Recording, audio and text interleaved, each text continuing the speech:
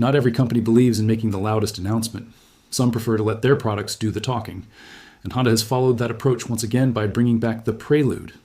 At a time when almost every car brand is focused on EVs, Honda has chosen a different path with a petrol hybrid sports coupe. Many people thought the Prelude was gone for good, but Honda has brought it back in a way that has caught the attention of the entire auto industry.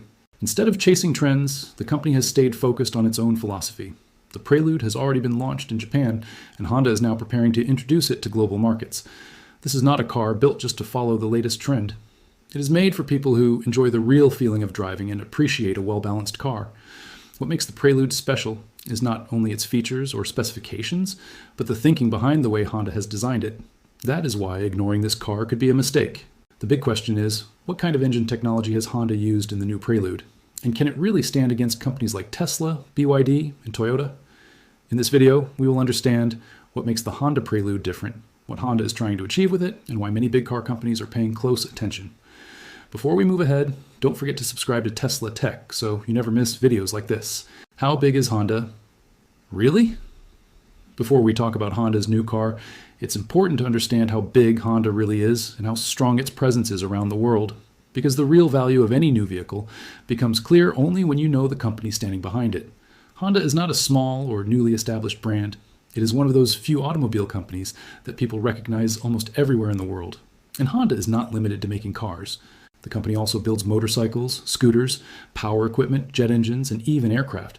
That is why its global reach is much bigger than many people think. If we look only at cars, Honda sells around 4 to 4.5 million vehicles every year across different countries. The number changes a little depending on market conditions. But even then, Honda easily remains one of the world's biggest automobile companies. Honda's biggest market is still North America, especially the United States. In America, people know Honda for making reliable cars that last for years and don't cost much to maintain. Models like the Accord, Civic, and CR-V have stayed among the most popular choices for a long time. For many buyers, Honda is not just another car brand. It is a name they trust. Back in Japan, Honda also has a very strong position. People there see it as a homegrown company that builds practical cars for daily use with more focus on reliability than showing off. Across Asia, Honda is also growing in countries where petrol and hybrid vehicles are still in high demand. In markets like India, Indonesia, Thailand, and Vietnam, Honda has built a strong name through both its bikes and cars. In India, Honda may not launch as many cars as some rivals, but models like the City and Amaze have helped the company build a reputation for quality and dependability. At the same time, countries in Southeast Asia continue to buy more Honda vehicles because many customers there still prefer petrol and hybrid models over fully electric ones. Honda follows a different strategy in Europe. Instead of launching many different models, the company pays more attention to quality, technology, and driving experience. Every model is designed with fuel efficiency, strict emission rules, and balanced performance in mind. That is one of the main reasons Honda is slowly strengthening its position in Europe through its hybrid technology. Looking at the global picture, Honda's greatest strength is its balance. While some companies are putting all their eggs in the EV basket, Honda is still working on petrol, hybrid, and EV technologies, all three. This means that Honda isn't limiting itself to a single trend, but is instead designing vehicles to meet the needs of each market. This approach is helping Honda expand rapidly in countries where charging infrastructure is not yet fully developed. Another major advantage for Honda is its history of reliability. Many people consider Honda a buy it once, drive it for years kind of company. This is why when Honda introduces a new car or brings back an old nameplate, people take notice. The market knows that Honda doesn't make hasty decisions. Why bring back the Prelude name? When it comes to the return of the Prelude name, it would be a huge mistake to simply dismiss it as just another old car being relaunched. For Honda, the Prelude was never just a model. It represented their driving philosophy, their engineering ethos, and a reminder of an era when cars were built not just for mileage or technology, but for the sheer joy of driving. At a time when every company is chasing futuristic names, strange alphanumeric codes, and buzzwords like EVs, Honda has deliberately chosen a name that people had almost forgotten. When the Prelude name first appeared, it was associated with cars that created a direct connection between the driver and the vehicle. No excessively heavy body, no overly soft suspension, and no engine designed solely to deliver impressive numbers on paper. Now, the question arises, why didn't Honda choose a new name? The answer is simple. Because a new name can only attract attention, but it can't build trust. The Prelude name carries a legacy. Another crucial point is that the Prelude name gives Honda the opportunity to give its new technology an identity. If this car had come with a completely new name, people would have simply dismissed it as just another new hybrid car. But the name Prelude immediately grabs the attention of old Honda fans. They sense that there's something more to it than just mileage or battery life. Through this name, Honda is assuring them that even though the technology has changed, the driving DNA remains the same. What's so special about the Prelude's engine technology? When people talk about the Prelude's engine technology, most simply think it's just another hybrid. But the real story is far deeper and more interesting. The hybrid system that Honda has incorporated in the Prelude is not just for increasing mileage or reducing emissions, but for making driving easier, smoother, and more natural. Honda has worked on the principle that the driver shouldn't even realize how much technology is working behind the scenes while driving. The Prelude's hybrid setup isn't one where both the engine and motor are working at full power all the time. The real magic lies in its intelligence. When you start the car or drive slowly in traffic, the electric motor does most of the work. At this time, the petrol engine is either off or running at a very light load. The advantage of this is that the car is completely silent when driving in the city. There are no jerks and less fuel is consumed. The driver feels that the car is moving effortlessly. As soon as you demand a little faster acceleration, say to overtake or increase speed on the highway, the system automatically activates the petrol engine. But here too, Honda's approach is different. The engine doesn't suddenly kick in, but works very smoothly in conjunction with the motor. The driver doesn't feel that now the engine is on, now the motor is off. Everything flows seamlessly. This is why the Prelude never feels heavy or sluggish while driving.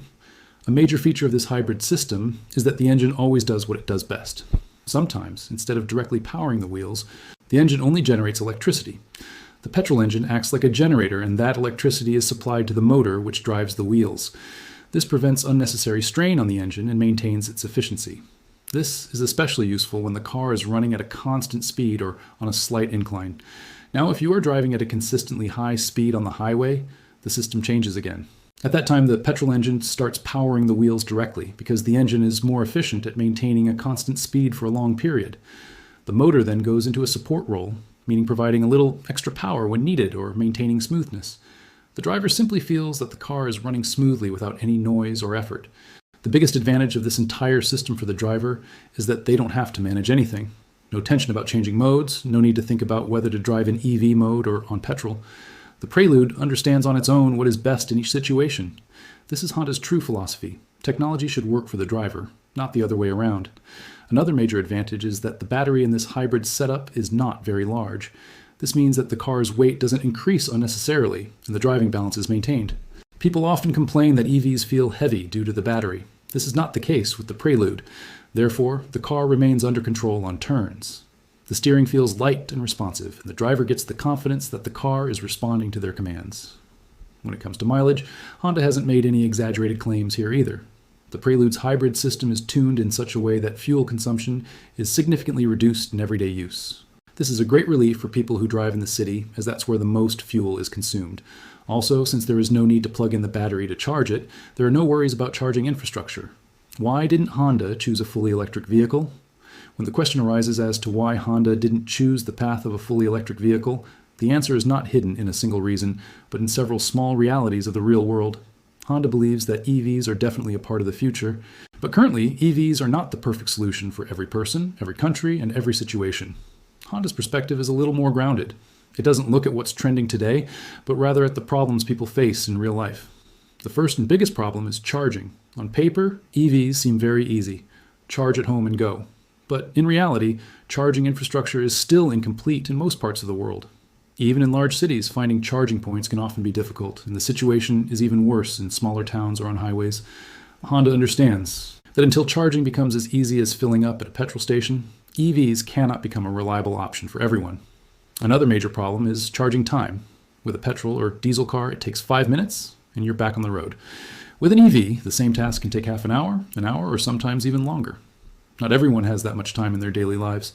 Honda believes that a car should adapt to a person's schedule, not the other way around. Battery life is also a crucial issue. It's well known that EV batteries degrade over time. After a few years, their range decreases and the replacement cost is very high. This is a major concern for the average customer. Honda believes that until battery technology becomes affordable and durable enough for the average person to buy an EV without hesitation, it's not right to force them towards EVs. Then there's the matter of cost. EVs are still expensive in most markets. Without government subsidies, EVs are often significantly more expensive than petrol or hybrid vehicles.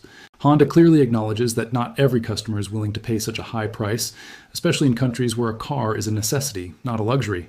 Therefore, Honda sees hybrids as a solution that is both affordable and offers the benefits of advanced technology.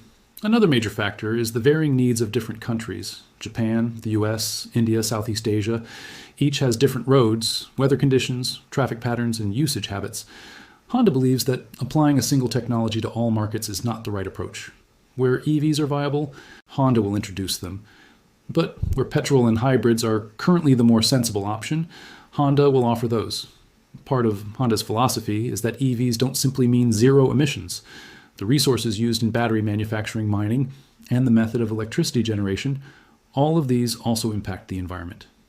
Honda considers this entire cycle, not just the silent operation of the vehicle. This is why they believe that hybrids are a balanced solution for the present time. Less fuel consumption, lower emissions, and no charging anxiety. Most importantly, Honda prioritizes the driver's experience. In EVs, the driving feel often changes, the weight increases, and the feel can seem artificial. Honda believes that many people still want the joy of driving, not just getting from point A to point B. Therefore, before fully committing to EVs, they want to ensure that the true pleasure of driving is not lost. The significance of the Japan launch and the global plan. When the Honda Prelude was first launched in Japan, it wasn't a coincidence, nor was it simply a matter of home country advantage. Honda deliberately chose Japan as the first market because Japan is not just a market for Honda, but a true test of its philosophy, engineering, and identity. Japanese customers don't chase after excessive noise, flashy features, or mere trends. There, people evaluate a car in the context of everyday life, in traffic, on narrow streets, in terms of longevity and reliability. If a car is well received in Japan, it means it has genuine substance, not just clever marketing. Honda knows that launching in Japan is a kind of real-world test. If the technology feels even slightly artificial, if the driving experience isn't natural, or if the car proves tiring in everyday use, people will simply reject it. By launching the Prelude in Japan, Honda wants to see how well its hybrid philosophy fits into real-world conditions.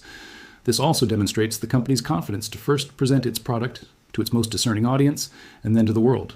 This also provides a clear indication of Honda's global plan. The company isn't saying that the Prelude will be the same in every country, or that a single formula will work for every market. After Japan, Honda is looking towards markets where people are still hesitant about EVs, where charging infrastructure isn't fully developed, but people are certainly concerned about rising fuel prices. In such countries, a hybrid becomes a very natural step. Honda understands that forcing EVs onto every market isn't a sensible approach. What this means for Tesla and BYD. Now, this is where the second major significance of the Prelude emerges, that this car isn't just for Honda fans, but a message to the entire industry, especially for companies like Tesla and BYD. Even though both of these companies focus entirely on EVs, a hybrid model like the Prelude becomes noteworthy for them. The reason is very simple. It targets customers who are not yet fully convinced about EVs. Tesla and BYD's model assumes that the future is entirely electric and that customers will adapt accordingly. But the Honda Prelude shows a contrasting perspective. It says the future will certainly change, but people don't change their needs overnight. The Prelude offers an option to those who want the quietness and efficiency of an EV, but don't want the hassle of charging. This is what makes things a little uncomfortable for EV companies. The threat of the Prelude isn't that it will directly compete with Tesla or BYD's EVs. The real threat is that it breaks the perceived necessity of EVs. Many customers today consider buying an EV because they feel there's no other option left. The Prelude changes that perception. It shows that you can consume less fuel, have a smooth drive, and benefit from new technology without needing to plug in. Companies like Tesla and BYD are undoubtedly far ahead in technology, but their entire game depends on infrastructure, charging networks, battery supply, and government support. The Honda Prelude doesn't depend on any of this. That becomes its strength. In countries where charging infrastructure is still weak, hybrid models like the Prelude seem more practical. Another thing that makes EV companies think is the driving feel. Many drivers still believe that the driving experience in an EV is somewhat different and sometimes feels very artificial. The Prelude fills that gap. It has the smoothness of electric power and the natural response of a petrol engine. This combination could appeal to those who are still a little hesitant about EVs. Toyota versus Honda. Hybrid versus hybrid. When it comes to hybrid versus hybrid, the real competition isn't between two cars, but between two different philosophies. On one side is Toyota, which has made hybrids a part of everyday life for the average person. On the other side is Honda, which through the Prelude wants to show that hybrids aren't just about fuel efficiency, but that driving pleasure and technology are equally important. Both approaches are different, but both are valid in their own way.